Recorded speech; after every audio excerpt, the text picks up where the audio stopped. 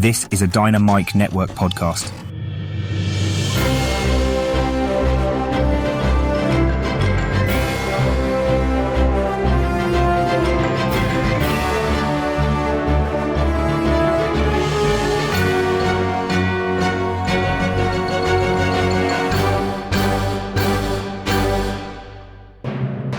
Hi, welcome to the Dynamic Duel podcast, a weekly show where we review superhero films and debate the superiority between Marvel and DC by comparing their characters in stat-based battle simulations. I'm Johnny DC. And I'm his twin brother, Marvelous Joe.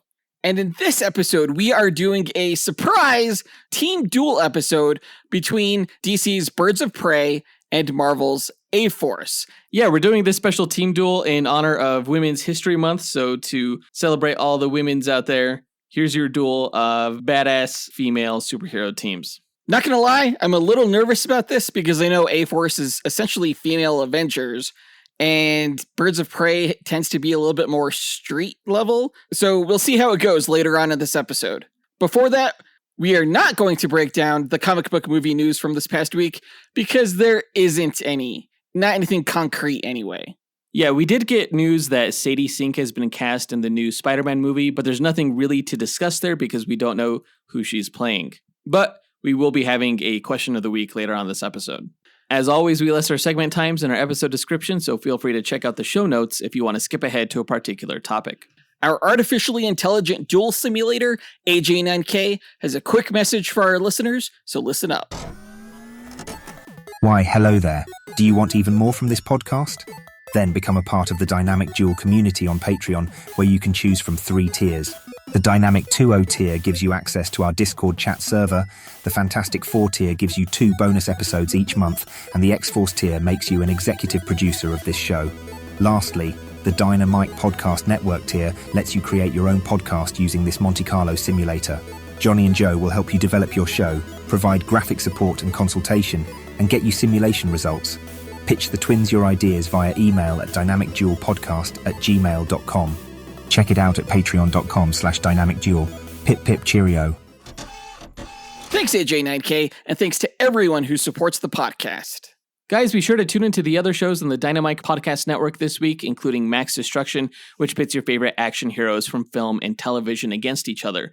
This Wednesday, hosts Scotty and Gilly are finding out who would win in a fight between Disney's Hercules and Maui from Moana.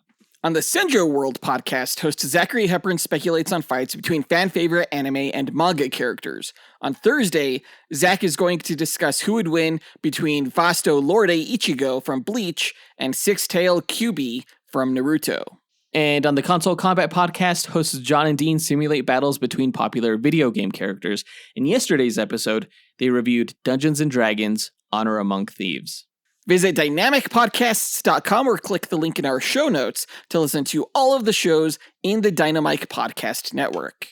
But with that out of the way, quick to the No Prize! A No Prize is an award Marvel used to give out to fans. Our version, the Dynamic Duel No Prize, is a digital award we post on Instagram for the person that we feel gave the best answer to our question of the week. Last week, we asked you guys, what is your favorite Marvel and DC comics crossover and why? And this is coming off the news that Marvel and DC are going to put out 2 one-shot crossover issues later on this year, sometime in 2025. We don't have any of the specific details on it, but we love the idea and thought it was worth asking about. Yeah, we got 3 answers for this question, so let's break down our 2 honorable mentions before revealing this week's No Prize winner.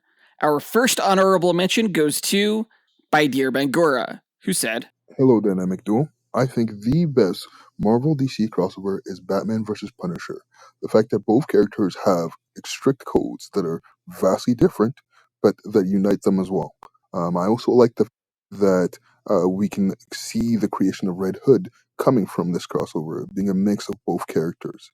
So for me, Punisher versus Batman, the dichotomy and the difference between the characters and their code and their will makes this comic book. Yeah, it looks like he got cut off there, but he's referring to the Punisher Batman Deadly Nights crossover comic book in which Punisher pays a visit to Gotham City. And if that concept sounds intriguing to you, hell yeah, it was. I really like that comic book, even though, you know, Batman kind of beats the shit out of Punisher towards the end and kind of like humbles him. Punisher does get in a good line where he tells Batman that he and the Joker deserve each other. So I like that. Yeah, Punisher also makes Joker essentially shit himself too. So that was also a great moment from the comic. Yeah. It was a great look at just like the two moralities of the character. You know, Punisher, he kills his bad guys and he basically saw Batman as liable in all of the Joker's murders because he wouldn't kill the Joker, you know? It's always been an interesting debate, and it was one that was explored in that comic. So that philosophical aspect alone, I think, sets it a level above quite a few DC Marvel crossovers. Great answer by Dear Bangora. Our next honorable mention goes to Mason Thompson, who said, Hey, what's up? It's Mason. And I would have to say if it was my favorite Marvel and DC crossover, like just of the two, probably be when Batman humbled Punisher, because that was tough. And, or one, if it's just DC, then it would be Batman when he went in over to Ninja Turtles. Because that is always so cool to see him fight with, like, all the turtles and, yeah. Yeah, I'm not sure if Mason is referring again to the Punisher Batman Deadly Knights crossover, because I'm kind of ashamed to say that Batman has actually beat the shit out of Punisher in multiple crossovers. I remember in JLA Avengers, Punisher was in the middle of killing some bad guys while Batman was doing reconnaissance in the Marvel Universe, and then Batman saw him doing this and then broke through the warehouse and then beat the shit out of Punisher to keep him from killing everybody. I mean, is it any surprise, though? Like, Punisher is not at the level of martial arts finesse that Batman is. He doesn't need to when he has bullets. And plus, he's a pretty damn good fighter. He's a really good fighter. But he's also like 70, and Batman's like not 40 anymore. tops. But no, Batman and the Teenage Mutant Ninja Turtles crossover was also awesome. They made a movie about it, and we actually did a review of that film on a guest spot for the Ready to Retro podcast, where we talk all about that movie and the comic. It was a good time. So make sure to check that out if you haven't. Yeah, we love the Ready to Retro guys. So great answer, Mason Thompson. The winner of this week's No Prize is Christopher Minotti, who said, Hi guys, this is Christopher Minotti. My favorite would have to be the 4 issues of Marvel vs. DC, because it's exactly what comic book fans love. The discussion of which side is stronger, whose characters would win more fights. And I feel like those 4 issues, it showed that while sometimes DC character will win and sometimes a Marvel character will win, in the end, Marvel will always lose to Superman. Now, if I remember correctly in that miniseries, Marvel actually won a majority of those matches, but it was total bullshit because a few of the winners were determined by fan votes, and there's no way Wolverine and Storm would have beaten Lobo and Wonder Woman. Yeah, they would have. It showed in the comic just how that would have happened. It literally didn't, though. Like, Wolverine and Lobo go behind a bar, and then Wolverine just stands up and smokes a cigar. It's like, what happened behind that bar? He gutted him like he said he would. That's what happened. Okay, so he did something that wouldn't kill Lobo? Gotcha. You sound like a fucking whiny loser. Maybe don't be so jealous about Marvel's victories. Oh, I'm super bitter about it. I don't care. No, that crossover event was a defining moment, I think, for my and Jonathan's childhood. I remember going to the comic book store and getting the big Marvel vs. DC poster that they were selling there along with the comic books, and it was just a magical time, really. And in many ways influenced us into doing this podcast like 20 years later. Oh, absolutely. Yeah, if you guys haven't listened to our guest spot on the Rankers, where we talk about why DC or Marvel is better, definitely check that episode out as well, because I talk about how the DC versus Marvel miniseries influenced us when we first started reading comics. But great answer, Christopher. You win this week's No Prize. If you, the listener, want a shot at winning your own No Prize, stay tuned to later on in this episode when we'll be asking another question of the week. And now that that's done, on to the question of the week. What character do you think Sadie Sink will be playing in the upcoming 4th Spider-Man film from Marvel Studios? Now, we received word over this past week that Sadie Sink has been cast. We just don't know what role she's playing. There's a lot of conjecture out there, but we want to hear what you guys think and why. Record your answer at dynamicduel.com by clicking on the red microphone button in the bottom right-hand corner of the screen, which will prompt you to leave us a voicemail. Your message could be up to 30 seconds long, and don't forget to leave your name in case we include you on the podcast. We'll pick our favorite answer and award that person a Dynamic Duel No Prize that we'll post to Instagram. Be sure to answer before March 22nd.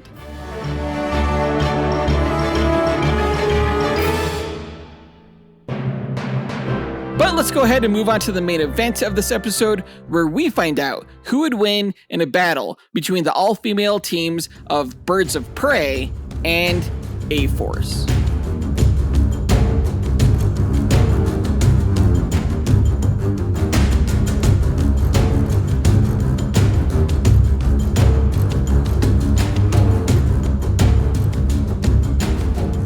Okay, Birds of Prey versus A-Force. As we've mentioned earlier, these are two all-female teams from DC and Marvel, respectively. Birds of Prey, notoriously, you could say, had a live-action film, but it was really just a Harley Quinn film.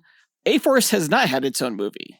No, but they also notoriously had a moment in Avengers Endgame where a lot of the female superheroes that were fighting against Thanos in the climactic battle joined together to help get the Infinity Gauntlet over to Ant-Man and the Wasp as they were powering up the quantum tunnel. A lot of people found it pandering, but I actually loved it as a comic book fan because I was like, it's fucking A-Force. They're like doing an Easter egg for that. I guess if you didn't know the comics and just thought that they were doing it for girl power, then I can maybe see where they were coming from. But I personally enjoyed that moment in that movie. Yeah, I didn't know what A-Force was at the time when I saw that. So I definitely was like, oh, look, they're all posing together. Girl power. Yeah, I think the Boys television show made fun of it too at some point, but they don't know. They're just fucking cynical. I mean, let's be real. That scene was kind of better than the entirety of Birds of Prey, though. You're not wrong. And Birds of Prey wasn't even that bad. It was just a really bad Birds of Prey film. Right. I mean, the movie should have been called Harley Quinn and the Birds of Prey. The Birds of Prey team shouldn't have taken center stage because they really weren't the focus and they weren't really adapted that well. Right, exactly. So if the only thing you know about the Birds of Prey is the movie, forget everything you know about the Birds of Prey.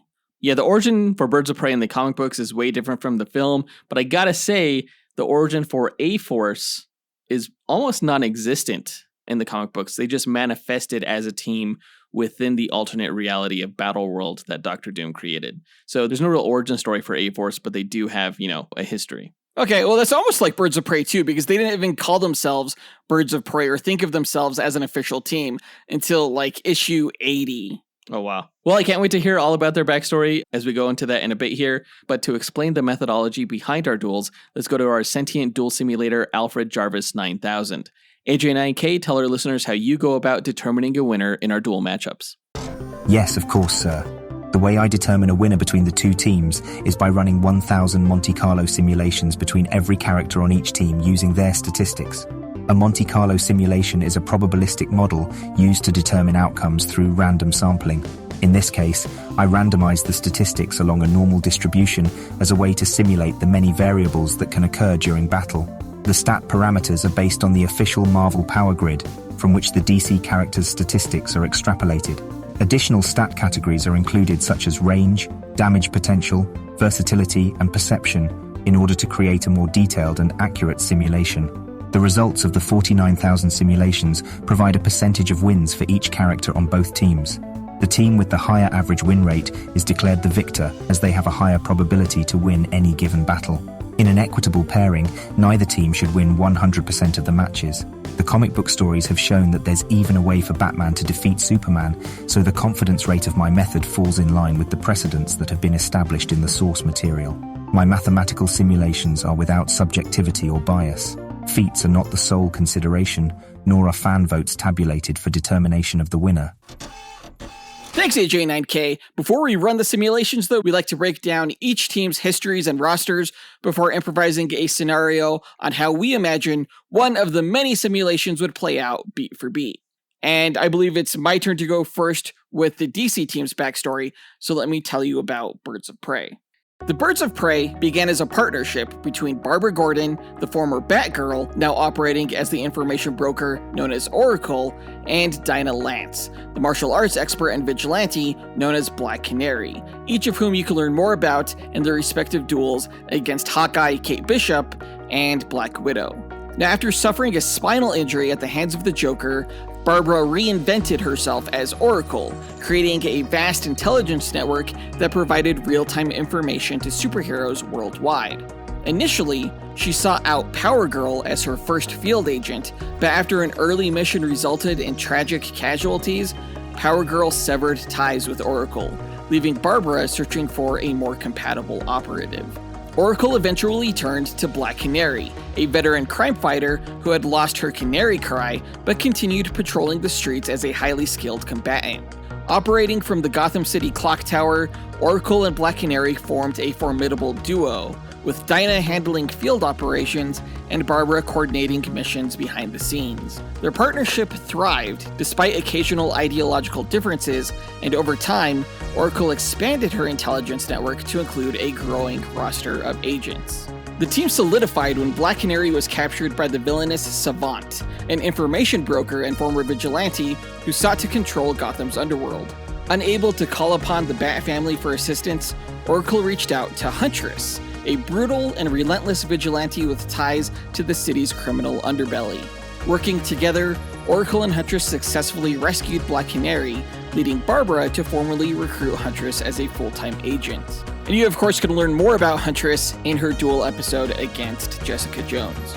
Soon after, Lady Blackhawk, a time-displaced World War II pilot and former member of the Blackhawk Squadron, joined the team after a mission involving a hijacked aircraft.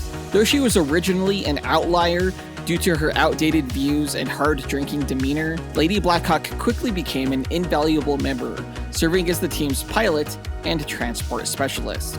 With its core trio of Oracle, Black Canary, and Huntress, along with Lady Blackhawk providing air support, the Birds of Prey expanded their operations, tackling threats that other hero teams ignored or were unable to address. They face off against criminals such as Cheshire, Senator Pullman, and the blackmailer Savant, while also dealing with espionage, human trafficking, and international crime syndicates. For years, the Birds of Prey operated from Oracle's command center inside the Gotham Clock Tower, but their headquarters came under attack during a full-scale gang war. Black Mask, the crime lord who had taken control of Gotham's underworld, targeted Oracle's operations, leading an assault that resulted in the clock tower's destruction. Forced to abandon Gotham, Barbara temporarily disbanded the team and went into hiding. After a brief time operating covertly, Oracle reassembled the Birds of Prey, now stationed aboard the ARE-1, a high-tech mobile command aircraft outfitted with cutting-edge surveillance and tactical equipment. From there, they took on high-risk missions across the globe, tackling threats ranging from superpowered crime syndicates to political conspiracies. Seeking a more stable base of operations, Oracle relocated the team to Metropolis, but their presence in Superman City led to clashes with local authorities and rival vigilante groups. Eventually, they settled in Platinum Flats, a high-tech city on the West Coast with deep ties to organized crime and corporate corruption. With a growing roster that now included Big Barda, Manhunter, Gypsy, and Judo Master, the Birds of Prey fought against the city's underground syndicates while facing opposition from the metahuman criminal underworld. During their time in Platinum Flats, the team found themselves targeted by Spy Smasher, the alias of Katarina Armstrong, a former government operative and Barbara's childhood rival. Katarina sought to take control of the Birds of Prey, leveraging her influence to force Oracle out. This led to a dramatic confrontation where Barbara challenged the Spy Smasher to a one-on-one fight, with the winner taking control of the organization. Despite her physical limitations, Oracle outmaneuvered Spy Smasher and won the fight. However, Katarina refused to honor their agreement. Before she could make a move against Oracle, the Birds of Prey assembled in full force alongside numerous allies including Black Canary, Wildcat, and even the assassin Lady Shiva. Overwhelmed and outmatched, Spy Smasher had no choice but to back down, and Oracle secured the Birds of Prey's independence once and for all. As Oracle's intelligence network grew, so did her list of enemies. Chief among them was the Calculator, a cyber criminal and information broker who sought to unmask Oracle and eliminate her as a threat. Their ongoing digital war escalated when the Calculator attempted to harness fragments of the anti-life equation, a cosmic formula capable of controlling minds. To counter his growing power, Oracle led an all-out cyber assault, enlisting allies such as Cassandra Cain, Huntress, and even members of the Justice League to dismantle his operations.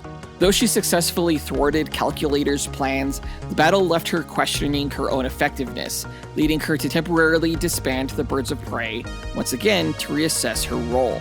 Following Batman's apparent death, Oracle resumed operations in Gotham City, assisting Nightwing in maintaining order as criminals seized the opportunity to expand their influence. She reassembled the Birds of Prey with a new lineup that included the metahuman bruiser Hawk, the pacifist warrior Dove, and a returning Huntress, establishing a new headquarters in Cord Tower. During this time, Black Canary left the team to raise her adopted daughter Sin, but eventually returned when the Birds faced a resurgence of organized crime in Gotham. The team also recruited 2 new members, Black Alice, a teenage sorceress with the ability to temporarily steal magical powers, and Misfit, a homeless runaway with teleportation abilities whom Oracle took under her wing. As the Birds of Prey continued to expand, they took on major players in the criminal underworld, including an underground metahuman trafficking ring and the growing influence of the villainous organization known as the Secret Six. Their battles led to high-stakes confrontations against figures like Harley Quinn, Talia al Ghul, and her League of Assassins. Following the Flashpoint event, the history of the Birds of Prey was rebooted, and the team was re-established as a covert operations unit based in Gotham City. Black Canary formed a new incarnation of the group, recruiting Starling, Batgirl, Katana, and Poison Ivy for a series of high-risk missions. Their early cases involved stopping a villain known as Choke, who used nanotechnology to turn people into living bombs. The team faced internal strife when Poison Ivy attempted to manipulate them into joining her crusade against environmental criminals. Katana ultimately killed Ivy in self-defense, leaving the team shaken. Shortly after, Starling betrayed them to both Mr. Freeze and the Court of Owls, leading to further fractures within the group. After learning that her presumed dead ex-husband, Kurt Lance, was being held captive by the terrorist organization Basilisk, Black Canary went rogue to rescue him. This put her at odds with Amanda Waller, who had manipulated the team from behind the scenes. When Ra's al Ghul entered the conflict, offering Black Canary a Lazarus Pit serum in exchange for her cooperation, she turned him down, setting off a chain of events that nearly led to the team's destruction. In the latest incarnation of the team, Black Canary has once again taken charge, forming a new squad consisting of Cassandra Cain, Big Barda, Zealot, and Harley Quinn. Now, team-wise, I knew that Barbara Gordon would be a no-brainer to include on my 7-person roster, since she's the entire reason the team exists. She's joining as Batgirl, not Oracle though, as Batgirl has been a member in recent years in the comics. Black Canary and Huntress were also shoo-ins, considering they and Barbara formed the core team of Birds of Prey. I decided to also go with Power Girl, since she was technically Barbara's first field agent prior to recruiting Black Canary, as well as Dove, one half of Hawk and Dove, though replacing Hawk will be Hawk Girl, who has helped the team against the Secret Six and is a bird of prey in her own right. For my 7th and final team member, I could have gone with Lady Blackhawk, who I would consider to be a 4th core member if there ever was one, but there have been much more interesting characters on the Birds of Prey team, especially ones that I knew wouldn't drag down the team's stats like Lady Blackhawk would, who's pretty weak. In the end, I decided to go with Vixen as my final team member, as she's a powerhouse that I believe will help raise what is traditionally a street-level team like Birds of Prey to A-Force levels. So that's my team. Batgirl, Black Canary, Huntress, Power Girl, Dove, Hawk Girl, and Vixen. Has Vixen ever been associated with the team? Yes, she has been a field agent for Oracle in the past. She helped Huntress bring down some cult in the Pacific Northwest. Okay. All right. That's a pretty damn good lineup. It was interesting to hear how, for the majority of their existence, the Birds of Prey were supported and founded by Barbara Gordon as Oracle. It's kind of hard to know what the team functions like when Barbara Gordon is Batgirl as opposed to Oracle. Well, she just does all of her information brokering in the field. Like, she still has like computer gadgets attached to her suit and stuff like that. She's definitely still like the brains of the team. Just that now she's fighting alongside them. That's pretty cool. I like that. It was also interesting to see that Harley Quinn has become a member of the team. I feel like they only did that because of the movie. I agree. Yeah, 100% that's the case. I was actually thinking of including Harley Quinn on this team since she does have that tie-in in the general public's mind, considering she was in the movie. But I already used Harley Quinn in the Suicide Squad versus Defenders team duel that we did earlier. Yeah, that's right. Well, let me go ahead and get into A-Force's backstory. A-Force was an all-female superhero team that emerged in the alternate reality of Battleworld, a patchwork planet created by Dr. Doom following the destruction of the multiverse. They operated as the defenders of Arcadia, a utopian island territory within Battleworld under the leadership of She-Hulk, who also served as Arcadia's appointed Baroness. Wait, is Arcadia an all-female island? No, they had dudes there, but it was just run by women. But it's an island utopia. Yeah. Oh, just like it's Themyscira, not like Themyscira. Huh? Rip off. Anyway, the founding roster included over 40 women heroes, including Captain Marvel, Ms. Marvel, Spider-Woman, Medusa, Dazzler, Nico Minoru, and Mockingbird, to name a few. The team protected Arcadia from a megalodon attack off the island's coast. They successfully subdued the creature, but Miss America hurled it beyond the massive shield wall that separated Arcadia from the zombie-infested Deadlands, inadvertently damaging the barrier. This act violated Dr. Doom's laws, and despite She-Hulk's protests, the Thor Corps, who were the elite enforcers of Doom's rule, arrived to arrest America Chavez. She was sentenced to exile, forced to serve as a guardian of the shield for the rest of her life. In response, She-Hulk tasked Arcadia's undersea residents, including Namor, Namorita, and Namora, with investigating the origins of the Megalodon attack. Meanwhile, Nico Minoru discovered a mysterious girl who had fallen from the sky. A female variant of Loki advised Nico to bring the mysterious girl to A-Force for further examination. As the team tried to determine her origins, portals began opening across Arcadia, allowing dangerous creatures to enter the territory. One such portal unleashed a mutant Sentinel, which A-Force managed to destroy with the unexpected help of the mysterious girl. Medusa immediately accused her of being responsible for the portals, but She-Hulk refused to accept this claim without proof. When another portal opened, She-Hulk chose to travel through it, seeking answers. She-Hulk arrived in the Sentinel territories where she was pursued by the robots and confronted by members of the Thor Corps for trespassing across Battleworld's borders. She fought off the Thors and returned to Arcadia, realizing that the portals were created with magic from Arcadia, suggesting that someone within A-Force had betrayed them. Before the team could investigate further, the Thor Corps arrived in Arcadia, demanding She-Hulk's surrender. Medusa sacrificed herself to repel the Thors, buying time for She-Hulk and her allies to regroup. With the team now branded outlaws, Loki seized the opportunity to claim Arcadia's leadership. A-Force quickly deduced that Loki was the true traitor responsible for creating the portals to destabilize She-Hulk's rule. Before she could be crowned Baroness, A-Force launched an attack, exposing her deception. In retaliation, Loki unleashed one final assault, using her powers to breach the shield barrier, allowing the hordes of undead from the Deadlands to invade Arcadia. A-Force, joined by the remaining forces of Arcadia, including members of the Thor Corps, the X-Men, and the Submariners forces, mounted a desperate defense against the undead. As the zombies overwhelmed them, the mysterious girl, now named Singularity, sacrificed herself to save her new friends. She absorbed the horde into the pocket dimension within herself and ascended into the sky before exploding in a flash of light.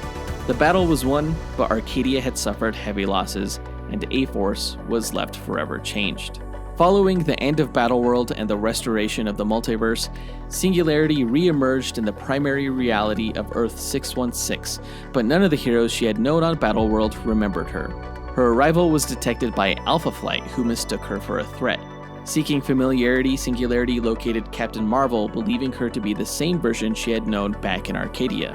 However, before Carol Danvers could comprehend what was happening, another cosmic entity named Antimatter arrived, pursuing Singularity across Earth. Singularity fled to New York City, where she encountered She-Hulk.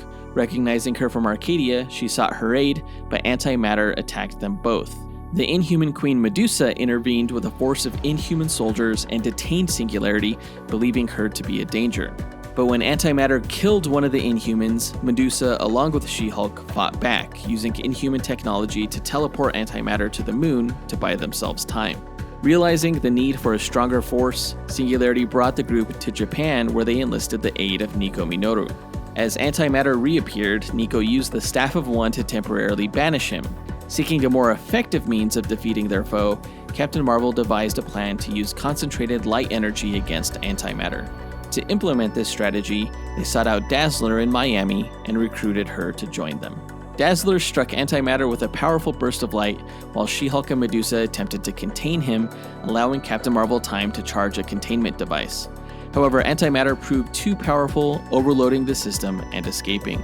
Nico then cast a spell to remove antimatter's ability to track Singularity, allowing them to regroup aboard the Alpha Flight space station. There, scientists analyzed the data from their Miami battle and developed a device capable of dismantling antimatter.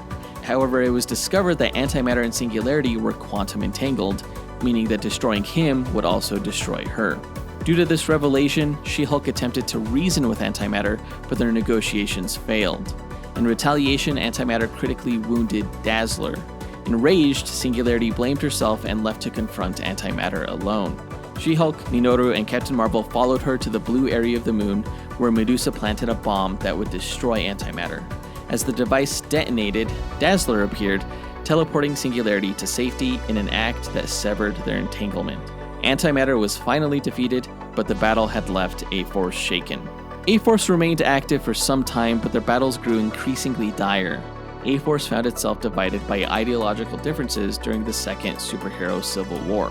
Captain Marvel, siding with Ulysses Kane's ability to predict future crimes, turned against Nico Minoru when the Inhuman Prophet foresaw that she would one day kill a woman named Alice. Nico fled to Ouray, Colorado, where she encountered Elsa Bloodstone, who was battling a monstrous infestation that was transforming the town's residents into insects. When Alice was found, it was revealed that she had inadvertently caused the outbreak, and only her death could reverse the transformation. Nico refused to kill Alice, leading to a deadly confrontation in which her A-Force teammates, who tracked her to Colorado, were also infected. Ultimately, Nico cast a spell that took Alice's life, undoing the infection. The moral and ideological rift between Captain Marvel and Nico Minoru deepened following this incident. The strain within the team, coupled with She-Hulk's temporary retirement and Medusa's departure into space, led to A-Force's eventual dissolution, and the remaining members drifted apart. Though A-Force no longer operated as a formal team, their legacy remains to this day in comics as a testament to the strength of the deep bonds they forged while together. And that's their backstory. For this Team Duel 7-person roster, I'll be going with some of the primary members of A-Force along with some of the members from the team's start and battle world that pairs best with your Birds of Prey team. This was pretty easy since almost every Marvel superheroine was part of A-Force at that time. To start with, I went with She-Hulk, Captain Marvel, Spider-Woman, Jessica Drew, I should say, Nico Minoru, and Ms. Marvel, all of whom you can learn more about in their own individual duels. I should note that since our Ms. Marvel duel, the character underwent a slight power upgrade to match her abilities in the movies and shows. It was revealed that Kamala Khan was an Inhuman who underwent Terrigenesis prior to the awakening of her mutant gene, which is the power to create purple hard light constructs. Wait, really? Yeah, so she'll be having that power in this duel. For the final 2 spots on the A-Force roster, I went with characters who haven't had their own individual duels, but were prominent heroes that paired well with your team. The first one is Dazzler, who I'm pairing with your Black Canary.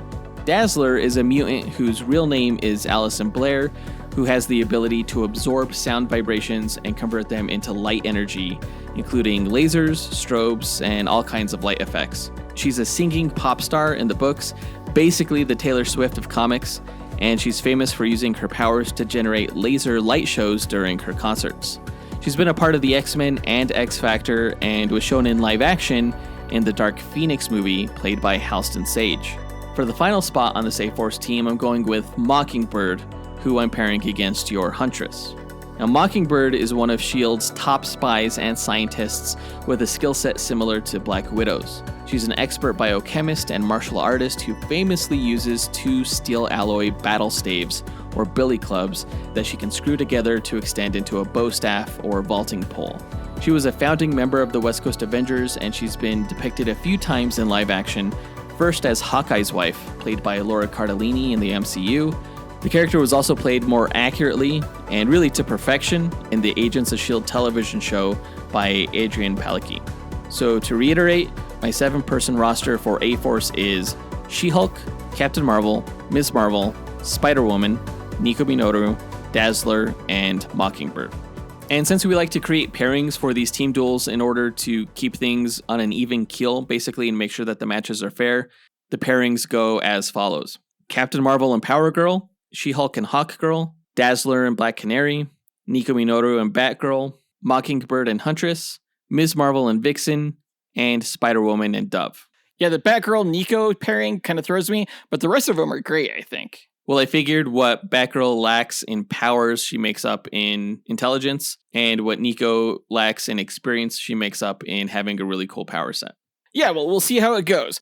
So you haven't done duels with Dazzler and Mockingbird. I know about Dazzler, but I didn't know much about Mockingbird. It sounds like she's essentially just Black Widow, who also uses battle staves. Not commonly, though. Like, I know that in Avengers Age of Ultron, the director Joss Whedon gave Scarlett Johansson's Black Widow these billy clubs, and she's really used them in all the Avengers movies since then, until Avengers Endgame. I feel like he kind of stole them from Mockingbird in order to make Black Widow a more physical threat against characters like Ultron. But the batons, those are typically known to be used by Mockingbird, not Black Widow. I won't say that she hasn't used like tonfas from time to time, but that's really Mockingbird's signature weapon. Okay. Well, I can't wait to find out how this turns out.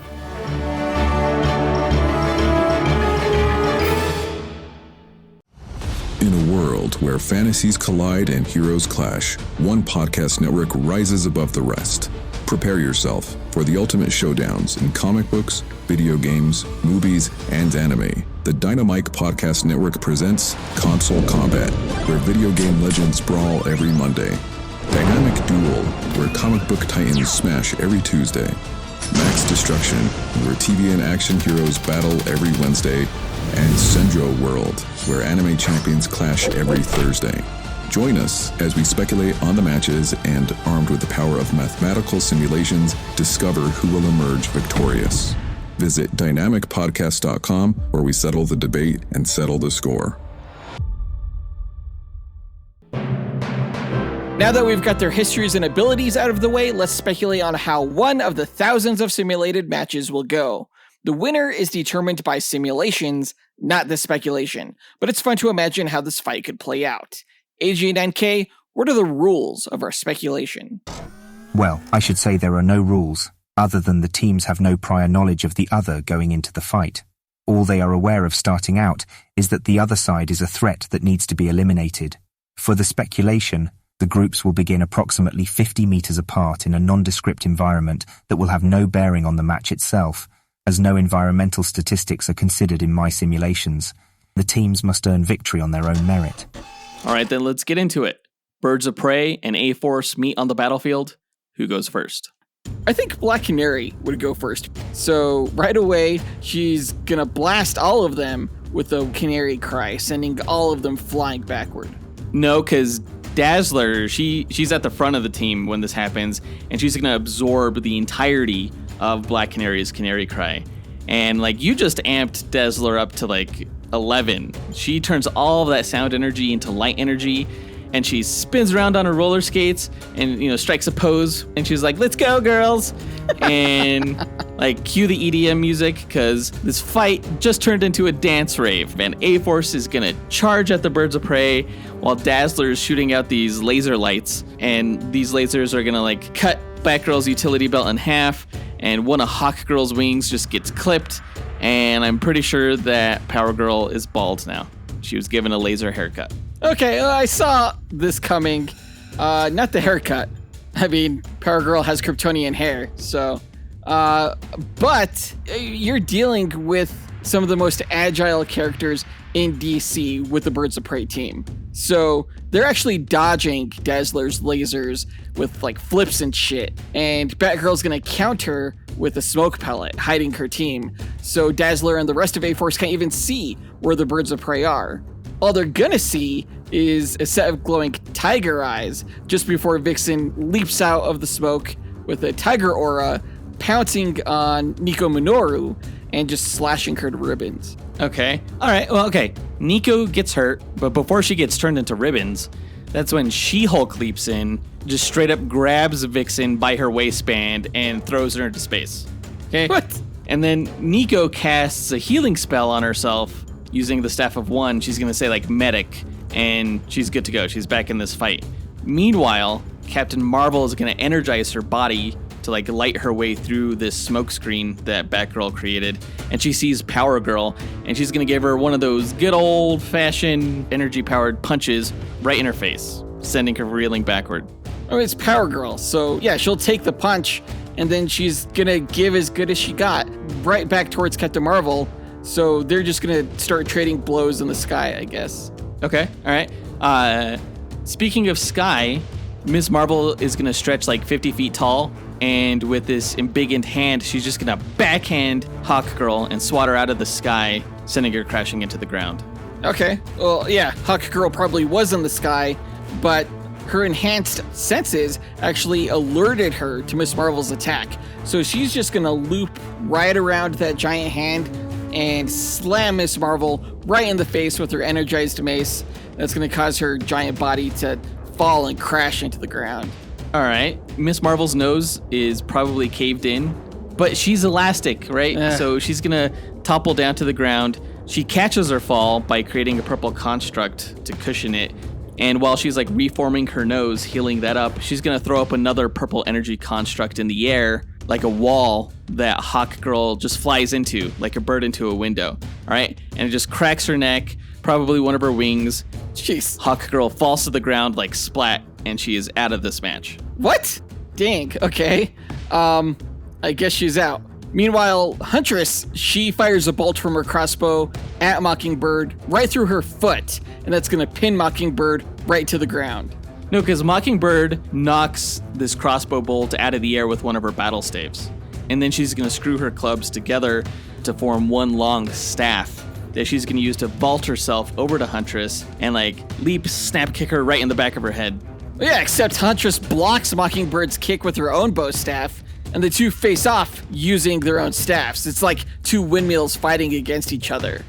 Eventually, though, Huntress is going to get in close enough to fire a quick crossbow bolt point blank into Mockingbird's chest, eliminating her from the match. And now Huntress has two staffs that she can dual wield like a badass. Dual wielding two staffs? Like That a is pretty badass. But I would really love to see what those bow staffs can do against someone as durable and strong as Spider-Woman, who glides in and she's going to block Huntress's staff attack with just her forearm before backflip kicking Huntress right in the chin with enough strength to knock her unconscious. And now Huntress is out of this match. So, sorry about that fancy dual wield. Didn't go anywhere. All right, well, I mean, Black Canary saw what happened to her friend, so she's going to blast Spider-Woman with a targeted canary cry that's going to obliterate her eardrums and just disorient her. And then Black Canary's going to grab Spider-Woman with this, like, Sonya Blade-esque forward handspring leg grapple, and she's going to drive Spider-Woman's head right into the ground right before she chokes Spider-Woman out between her fishnet-clad thighs. Yeah, all right. I think that is statistically the best way to go out of this match. Except that Spider-Woman doesn't get choked out because she emits these pheromones, right? That pacify Black Canary into loosening her grip. And then Spider-Woman just venom blasts her, stunning her with enough electricity to take her out of the match. Okay, well, Power Girl and Captain Marvel, you know, they're probably still brawling above the battlefield, and when Miss Marvel tries to intervene to help her mentor, Power Girl freezes her with her super breath and then dashes right through Miss Marvel, shattering her into 1,000 pieces. So Jeez. She's out. Damn, that's a bold move. Like, Captain Marvel, she's going to be shocked by that and enraged, and she's going to straight up Super Saiyan Kamehameha Power Girl's ass with a blast that's going to knock her down to the ground right into She-Hulk's fist, okay? That's some A-Force teamwork right there. And Captain Marvel and She-Hulk are going to team up and lay a straight up beatdown on Power Girl, knocking her further and further into a crater that gets deeper with each hit, and Power Girl eventually just goes limp. She can't take anymore. She's out. Oh, dang. All right, well, while Captain Marvel and She-Hulk are in the hole, Dove's going to swoop in and emit her pacifying light, or which is going to cause She-Hulk to transform back into Jennifer Walters and Captain Marvel just, to calm the fuck down. At which point, Batgirl's going to drop down a bat grenade into the crater, which detonates right after Dove flies out of the hole, killing Jennifer. That's Birds of Prey teamwork. Yeah, I don't like that teamwork. But Nico, in retaliation for what Batgirl did, she's going to yell out Vesuvius with her Staff of One, which is going to erupt a little mini volcano from the ground that's beneath Batgirl, and it's going to explode Batgirl up into the air and just burn her alive within the fountain of lava. Wait, what? So there's like lava around the environment now? Oh, just a pool of it where the mini volcano was. Okay. All right, well, Vixen, she managed to survive space by summoning the survival abilities of a tardigrade. And so she's fallen back to Earth after She-Hulk's throw. And she's going to summon the power of a falcon to quickly dive right toward Nico. And then at the last minute, harness the weight of a whale to land on Nico, who just splatters everywhere. Jeez. And meanwhile, Dove's going to blind Spider-Woman with a flash of light. So now Spider-Woman's blind and deaf, thanks to Black Canary's attack earlier. So Spider-Woman, she's going to stumble into that pool of lava from the mini volcano created by Nico and just burn to death. Dazzler then is going to skate over on her roller skates, and we'll say that she absorbed the sound of the mini volcano eruption. So she's juiced, and she fires a light beam that just punches a hole straight through Dove's torso, and now Dove's out. No, actually, Dove has a danger sense. So she's going to dodge Dazzler's attack and then quickly slide tackle her legs to trip Dazzler on her skates. So Dazzler just topples face first right onto Hawkgirl's mace and knocks herself out. What? Why are all my guys going out like punk asses? Why is Dove only getting people to take themselves out? Well, she's a pacifist. Okay. Well, you know who's not a pacifist? Captain Marvel. And she's had it with Dove's shit. She's gonna swoop in like a comet, super fast, lift Dove into the sky with her arms above her head, and then straight up dive power bomb Dove into the ground. She's dead. No. Dove has a pacifying aura. Yeah, but Captain Marvel already knew that from earlier with She-Hulk. So Captain Marvel acted quickly. Like I said, a comet. Swoop, slam.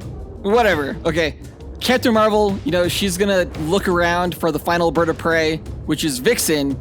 But, oh no, looks like she doesn't see her. That's because Vixen is using the camouflage powers of a squid to make herself basically invisible.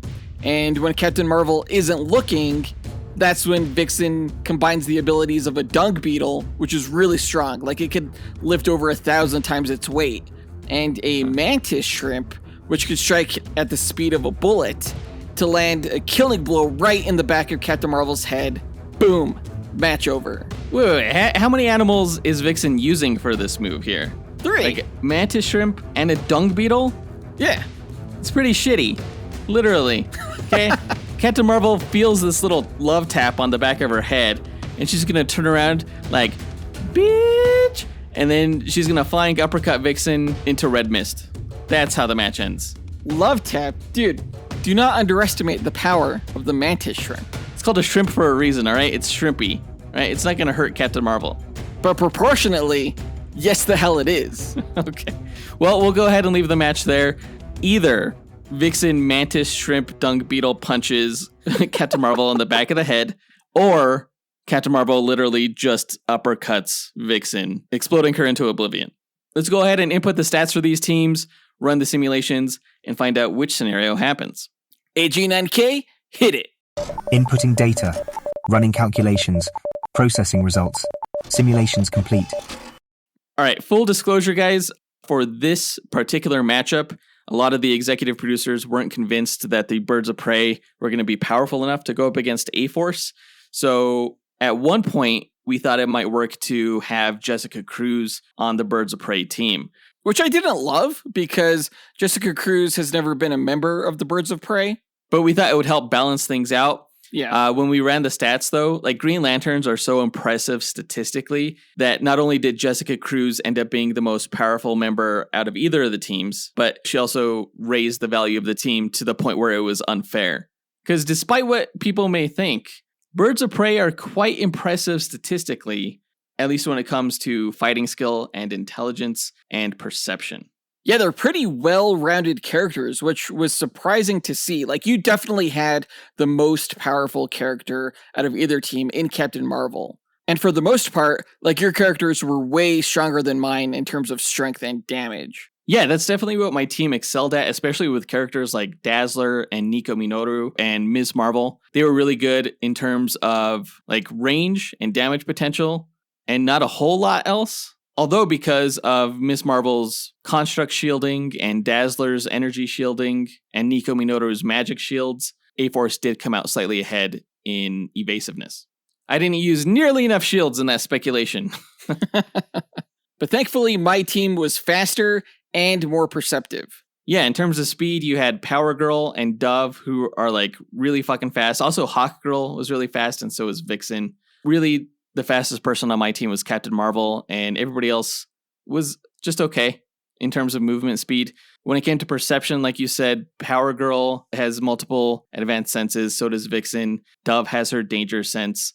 And the ladies in A-Force, you have Spider-Woman with her acute hearing and Captain Marvel with her cosmic awareness. But everybody else on my team basically just had their eyes and ears. Right, so taking all of this into account, Joseph, who do you think came out on top? A-Force. Final answer. I think Instagram is backing me up on this one too. They are. I put the poll up pretty late, but so far it looks like 62% of our Instagram followers who voted are siding with A-Force. But let's see if they actually get the win. AJ9K, the results, please.